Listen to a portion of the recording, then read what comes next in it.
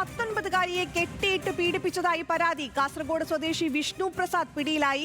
KSRTC bus സ്റ്റാൻഡിന് സമീപമുള്ള ലോഡ്ജിൽ വെച്ചാണ് പീഡനമുണ്ടായത്. കാസർഗോഡ് നിന്നും വിവരങ്ങളുമായി രതീഷ് വാസുദേവൻ ചേരുന്നു. രതീഷ്, ഗുരുതരമായ സംഭവമാണ്. കുട്ടിയെ കെട്ടിയിട്ട് പീഡിപ്പിക്കുകയായിരുന്നു എന്നുള്ളതാണ് മനസ്സിലാക്കുന്നത്. എന്തൊക്കെയാണ് വിശദാംശങ്ങൾ? തീർച്ചയായും 2 ദിവസം മുമ്പാണ് ഈ സംഭവം നടന്നത്. ഇത് സംബന്ധിച്ച് പെൺകുട്ടിയുടെ പരാതിയിൽ ഇന്ന് മുൻ സുഹൃത്തു കൂടിയായിട്ടുള്ള കാസർഗോഡ് സ്വദേശി വിഷ്ണു പ്രസാദാണ് പിടിയിലായിട്ടുള്ളത്. ടൗൺ വിദ്യാനഗർ സ്റ്റേഷനിലാണ് ഈ കേസ് ഉള്ളത്.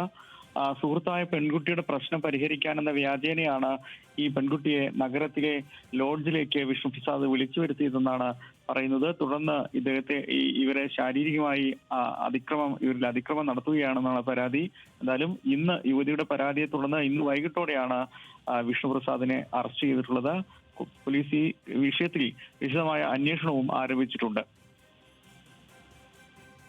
ശരി, രതീഷ് വാസുദേവനാണ് കാസർഗോഡ് നിന്ന് വിവരങ്ങൾ നൽകിയത്.